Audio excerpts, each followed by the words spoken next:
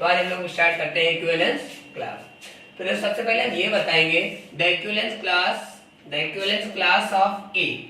Equivalence class of A को हम bigger bracket of A से लिखेंगे। Okay, equivalence class of A को हम बिगर ब्रैकेट ए से लिखते हैं। इसका रिप्रेजेंटेशन है बिगर ब्रैकेट ऑफ ए, मतलब इसको पढ़ेंगे इक्विवेलेंस क्लास ऑफ ए। ठीक है, तो फिर इसके बाद now equivalence class of a equal to x, a। यहाँ पर x जो है कोई a का सेट a का एलिमेंट है। x जो है वो सेट a का एलिमेंट है जहाँ x, a belongs to relation.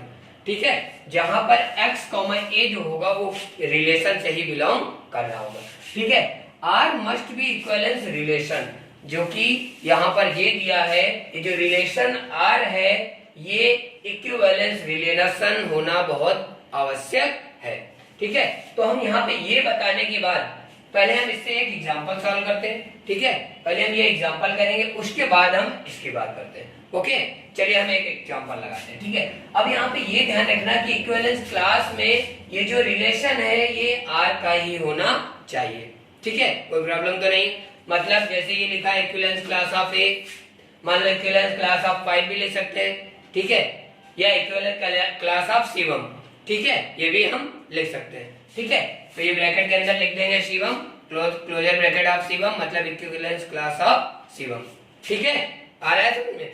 तो अब हम यहाँ बात करते हैं एग्जांपल में। मैंने एक एग्जांपल लिया, let a equal to 1, 2, 3 and r be the equivalence relation, और r हमारा यहाँ पर इक्विवेलेंस रिलेशन है।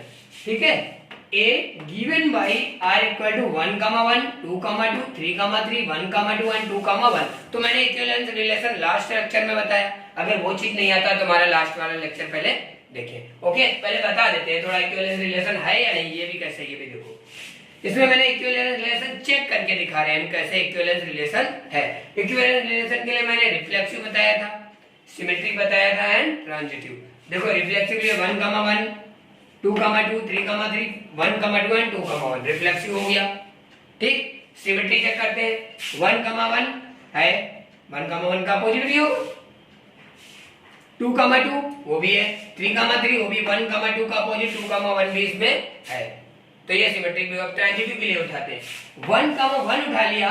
देखो 1, 1 और 2, 1, 1, 1 एंड 2, 1 उठाया तो 1 का, देखो 1, 1 यहाँ देखना ध्यान से, 1, 1 एंड 2, 1, a का b से, b का c से। बात देखो a, b, c होता था, ध्यान रखना। तो क्या होता था a, c, a, b और b, c। तो ये वाला रिलेशन है, यहाँ पे हम उठाते हैं 1, 1 and 1, 2, a, b and b, c।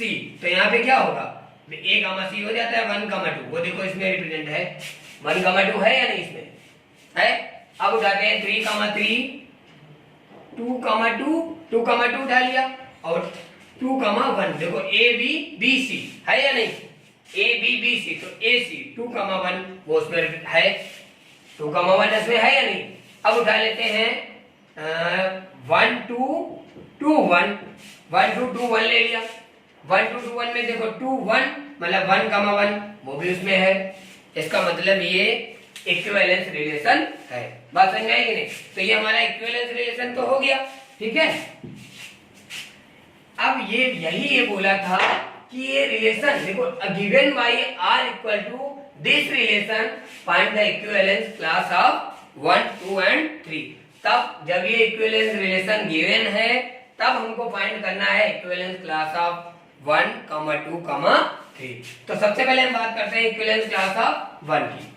Equivalence class of 1 को हम किससे रिप्रेजेंट करेंगे, बिगर ब्रैकेट ऑफ 1।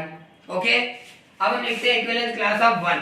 तो ये x को बिलोंग्स टू a, x कोई एक सेट a का एलिमेंट होगा, x बिलोंग्स टू a, जहां पर x, 1 बिलोंग्स टू रिलेशन, वो उस रिलेशन में होगा। ठीक है, तो देखो यहां पर देखो आपको ध्यान क्या देना है, x, 1 मतलब आपको 1 को पकड़ के चलना है।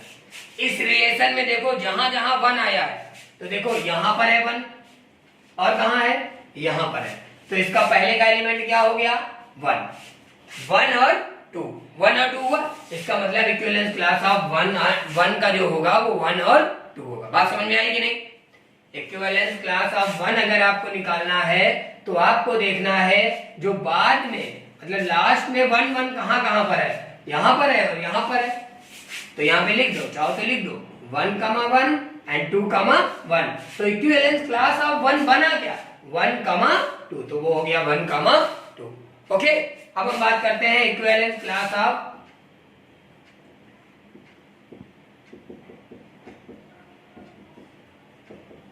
Class of 2। Equivalence class of 2, equivalence class of 2 अगर निकालेंगे तो वो कैसे लिखेंगे, 2 equal to x belongs to a, x 2 belongs to r, x 2 belongs to r। वो किस में होना चाहिए, हमारा r में होना चाहिए। तो यहाँ पे इक्विवेलेंस क्लास ऑफ 2 जो हमारा निकलेगा, यहाँ दिखाते हैं बेटा, लास्ट में 2 कहां पर है, 2 और 2 में है और 1 और 2 में है। तो इक्विवेलेंस क्लास ऑफ 2 बराबर क्या हो गया, 1 2। तो ये क्या हो गया, same as equivalence class of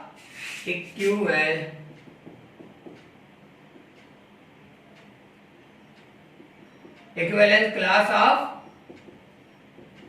1, same as equivalence class of 1। ये सेम एज हो गया इक्विवेलेंस क्लास ऑफ 1। ओके, अब हम बात करते हैं इक्विवेलेंस क्लास ऑफ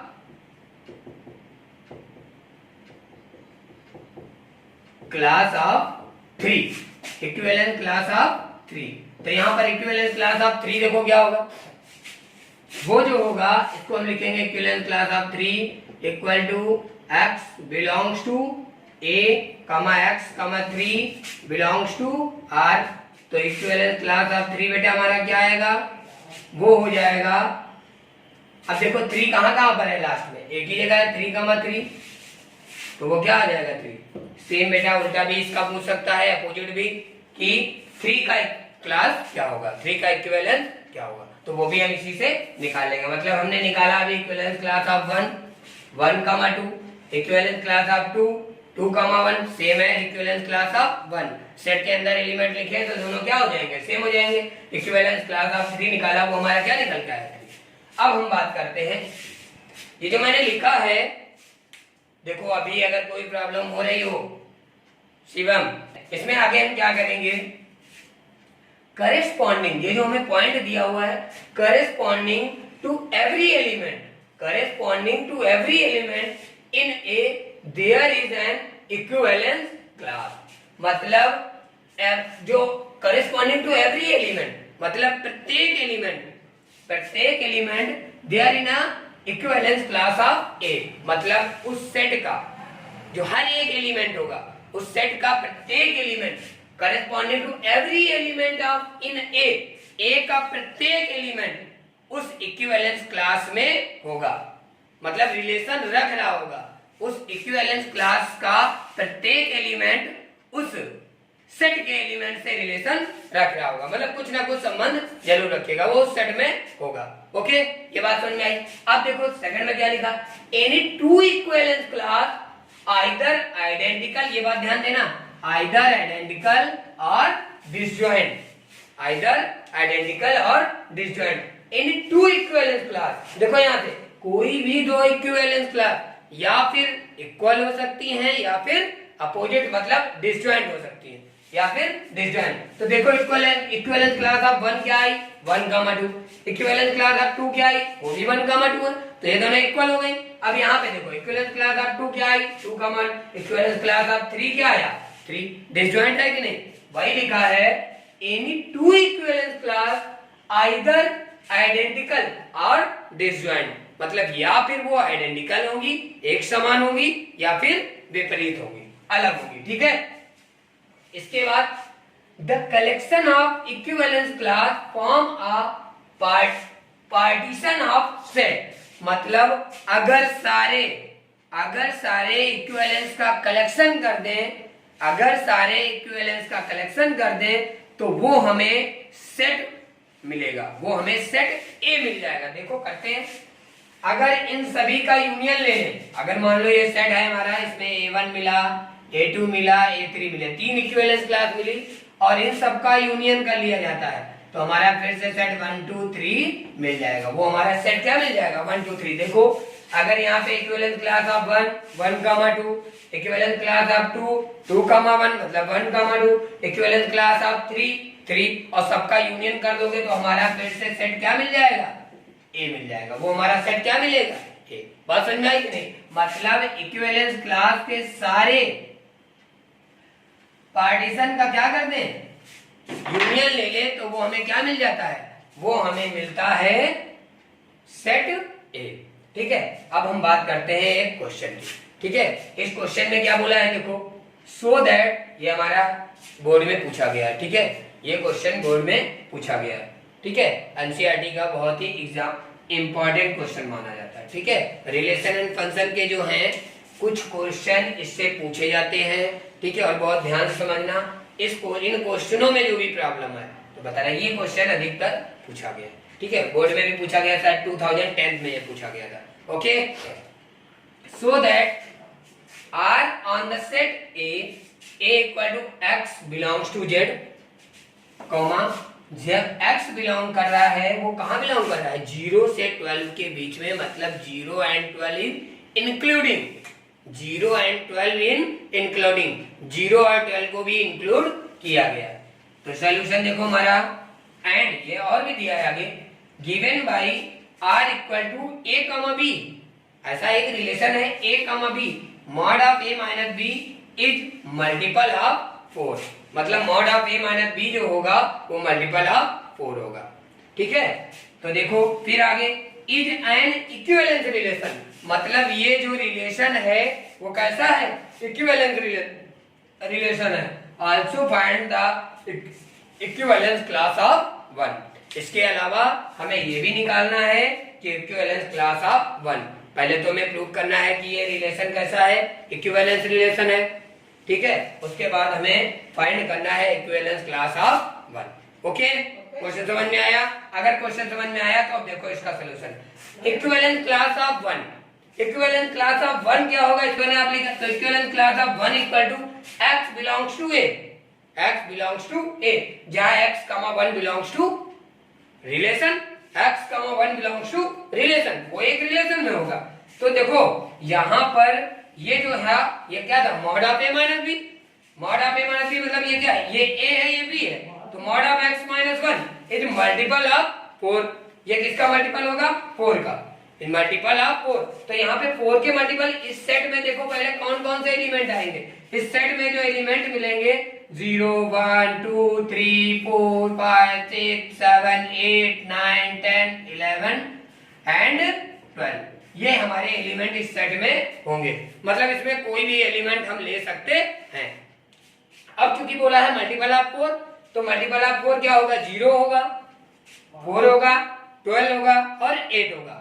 इसके आगे भी हम एलिमेंट ले सकते हैं, लेकिन इसके आगे एलिमेंट यहाँ पे सेट में नहीं दिए तो वो आगे के एलिमेंट हम नहीं लेंगे। अब कोई कहे 0 4 8 एंड 12 ही क्यों लिया, अभी यहाँ -4 भी तो आ सकता है, क्यों शिवम -4 भी तो आ सकता है, तो यहाँ -4 क्यों नहीं लेंगे, क्योंकि मॉडुलस की कोई भी वैल्यू निगेटिव नहीं होती है, इसलिए -4 -8 और -12 नहीं लेंगे। बात समझ में आएगी नहीं, निगेटिव भी तो ले सकते थे, तो यहाँ पे हमने वैल्यू क्या ली 0 4 8 एंड 12। अब देखो जब हमारा mod of x minus 1 equal to 0 लेंगे, 0 4 8 एंड 12, मॉड का मतलब पॉजिटिव वैल्यू, तो 0 8 4 एंड 12। जब x माइनस 1 इक्वल टू 0, देखो यहाँ से x minus 1 equal to 0 that is x equal minus 1 equal to 4 that is x equal to 5, देखना ध्यान से, x minus 1 equal to 8 that is x equal to 9, x minus 1 equal to 12 that is x equal to 13, ये हम नहीं लेंगे क्योंकि set में नहीं है, मतलब हमारे पास एलिमेंट क्या मिले 1 5 एंड 9, 13 हम इंक्लूड नहीं करेंगे क्योंकि सेट में नहीं है। बात समझ में आई कि नहीं?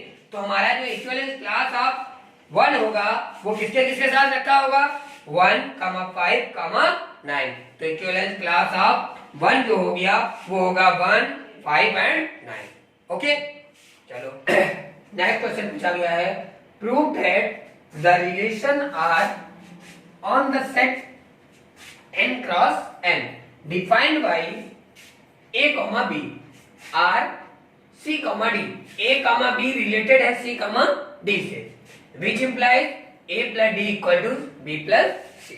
ये क्वेश्चन में क्या है, for all A comma B comma C comma D belongs to n cross n, ठीक है, is an equivalence relation, also find the equivalence class of 2, 3 and 1, 3। मतलब स्टूडेंट देखो, प्रूव दैट द रिलेशन, ये जो relation है वो किसी set n cross n के लिए डिफाइंड है, a कॉमा b रिलेटेड है c कॉमा d से, which implies a plus d equal to b plus c।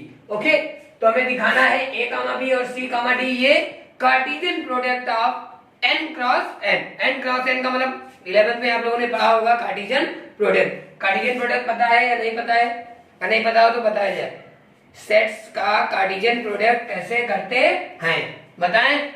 चलो देखो बता देते, a बराबर दिया हुआ है 1 2, b बराबर दिया है 2 एंड 3, तो a क्रॉस b अगर आपको करना है तो आएगा 1, 2, फिर 1, 3, फिर 2, 2, 2, 3। ये हो गया Cartesian product of two sets. Two pair होते हैं, कैसे होते हैं? Ordered pair. ये जो एलिमेंट हमें दिए हैं ऑर्डर्ड पेयर, तो वही हमें क्वेश्चन, मतलब इसका कार्टेशियन प्रोडक्ट, नेचुरल नंबर्स का कार्टेशियन प्रोडक्ट। ओके, तो हम बात करते हैं, मतलब हमें इक्विवेलेंस क्लास भी प्रूव करना है इस क्वेश्चन में, मतलब ये रिलेशन इक्विवेलेंस रिलेशन है और हमें इक्विवेलेंस क्लास फाइंड करनी है नंबर 2, 3 एंड 1, 3। ओके, तो देखो equivalence class of 2, 3, equivalence class of 2, 3, हम यहाँ पे ये नहीं दिखा रहे हैं कि ये रिलेशन इक्विवेलेंस है, ये आप लोगों को कई क्वेश्चन हम करा चुके हैं, ठीक है, तो वो आप लोग अपने मन से कर लोगे ना शिवम।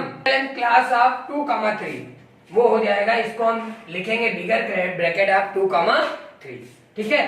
तो equivalence class of 2, 3 equal to होगा x, y, ये ऑर्डर्ड पेयर है, वहां पे सिंगल होता था एलिमेंट तो वहां पे सिंगल एलिमेंट को लिखते थे, यहाँ ऑर्डर पेयर है, एक n का एलिमेंट होगा दूसरा भी n का एलिमेंट होगा, कार्टेशियन प्रोडक्ट है, ये कैसा है कार्टेशियन प्रोडक्ट। तो दो एलिमेंट दिए हैं x, y belongs to ordered pair, मतलब n cross n, such that x, y related to 2, 3। x, y ये किससे रिलेटेड है? 2, 3। तो इसको हम फिर क्या लिखेंगे, x, y belongs to n cross n। अब इसमें देखो a, b और c, d था, तो क्या था, a प्लस b बराबर b प्लस c, मतलब x plus 2, x plus 3, sorry x plus 3 equal to y plus 2 होगा। वहां से देखो x plus 3 equal to y plus 2, फिर से हम ये क्या लिखेंगे, x, y belongs to n cross n। समझ में आ रहा है ना? ये यहां से लिखा है हमने क्वेश्चन में जैसा कि गिवन है, ठीक है। तो y इक्वल टू यहां से निकाल लो, y की वैल्यू x प्लस 1 हो जाएगी, y की वैल्यू क्या हो गई, x प्लस 1। तो ये ऑर्डर्ड पेयर जो x, y था वो हमारा क्या हो गया, x, x प्लस 1, क्योंकि y की वैल्यू क्या है, x plus 1, such that x belongs to natural number. x किसको बिलोंग कर रहा है, नेचुरल नंबर। तो बेटा नेचुरल नंबर क्या होते हैं, 0, 0, 4 डैट ऐसे नंबर मिलेंगे। तो इक्विवेलेंस क्लास ऑफ, जब हम इसकी लिखेंगे इक्विवेलेंस क्लास ऑफ, किसकी लिखेंगे, देखो इक्विवेलेंस क्लास ऑफ 2, 3 इसकी जो होगी, जब हमने पहला एलिमेंट क्या डाला 1, तो 1 और 2 हो जाएगा, 2 डालेंगे 2 और 3 हो जाएगा, 3 डालेंगे 3 और 4 डैट। बात समझ में आएगी नहीं? अब हमने ये जो बताया क्या प्रूव करना है, इक्विवेलेंस रिलेशन, तो इस पे भी थोड़ी हम बात कर लेते हैं। मैंने कहा था अपने मन से करना, लेकिन मैंने इसे समझाने की कोशिश की है, ठीक है। देखो कैसे, वहां पर सिंगल एलिमेंट होते हैं, यहाँ पर कार्टेशियन प्रोडक्ट है, इसलिए हम इसको थोड़ा एक्सप्लेन करते हैं। ओके, तो हमारे पास देखो रिफ्लेक्सिव के लिए क्या प्रूव करना होता है, a, b and c, d, a, b related to c, d, ठीक है। a, b जो है वो खुद से रिलेशन रखता है, a, b related to c, d भी यहाँ पे किसका काम करेगा, a, b का, ठीक है। तो a प्लस b बराबर क्या हो जाएगा, b प्लस a होगा, a प्लस b बराबर b प्लस a। तो ये क्या है, रिफ्लेक्सिव रिलेशन है या नहीं? अब हम बात करते हैं सिमेट्रिक की। सिमेट्रिक में a, b और c, d ले लिया हमने, तो a प्लस d बराबर b प्लस c है। अपोजिट देखा जाए, a b c d से है तो c d a b से भी होगा या नहीं? तो यहाँ से देखो c b बराबर d प्लस a हो जाएगा या नहीं भाई, c plus B equal to D plus A. तो जो इसका सम होगा वही इसका भी सम होगा, होगा या नहीं? ठीक है। अब हम बात करते हैं ट्रांजिटिव की। ट्रांजिटिव में हमने लिया A B and A B related to C comma D and C D related to E comma F. तो इससे हमारे रिलेशन बनेगा, वो मिलना क्या चाहिए हमें, ए बी रिलेटेड टू ई और एफ। तो इससे देखो ए प्लस डी बराबर बी प्लस सी, इससे देखो सी प्लस एफ बराबर डी प्लस ई, दोनों को ऐड कर दो, ऐड करोगे तो ए प्लस एफ बराबर डी प्लस ई हो गया।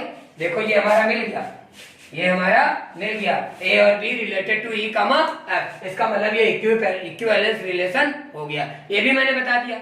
अभी आप 2, 3 निकाली, सेम प्रोसेस। चलो सिर्फ लगाओ इक्विवेलेंस क्लास ऑफ 1, 3 आ रहा है, ठीक है। 1, 3 जो होगा, यहाँ पे हमने इक्विवेलेंस क्लास ऑफ 1, 3 को लिखा बिगर ब्रैकेट ऑफ 1, 3, ठीक है। करते हैं तो 1, 3 x, y रिलेटेड टू, मतलब ये बिलोंग करेगा n क्रॉस n में, ठीक है। तो x, y रिलेटेड टू, यहाँ पर क्वेश्चन में क्या दिया है 1, 3, तो x का 1 से होगा, x का 3 से होगा, y का 1 से, मतलब x plus 3 equal to y plus 1। x, y belong to n cross n such that, बात समझ में आई कि नहीं? तो यहाँ से y की वैल्यू क्या आएगी बेटा, x प्लस 2, y की जगह क्या रख देंगे बेटा हम लोग, x प्लस 2 रख देंगे कि नहीं? जहां पर हम लिख लेंगे x, x plus 2 belongs to n cross n and such that लिख सकते हैं x belongs to natural number. x किसको बिलोंग कर रहा होगा, नेचुरल नंबर को बिलोंग कर रहा होगा। तो अब यहाँ पे नेचुरल नंबर रख दिए जाए, जब 1 रखेंगे तो 1 और 2 3 आएगा, 2 रखेंगे तो 4 आएगा, 3 रखेंगे तो 5 आएगा एंड दैट। तो इक्विवेलेंस क्लास ऑफ 1, 3 जो हमारी मिलेगी वो आएगी ये। आज हमने इक्विवेलेंस क्लासेस बताया, क्या होता है equivalence classes, okay. Equivalence classes type के जो बोर्ड में क्वेश्चन पूछे जाते हैं वो बताए, ठीक है। और ऑर्डर्ड पेयर के जो क्वेश्चन पूछे जाते हैं वो भी मैंने बताया, ठीक है। ये हमारा आज का टॉपिक हुआ।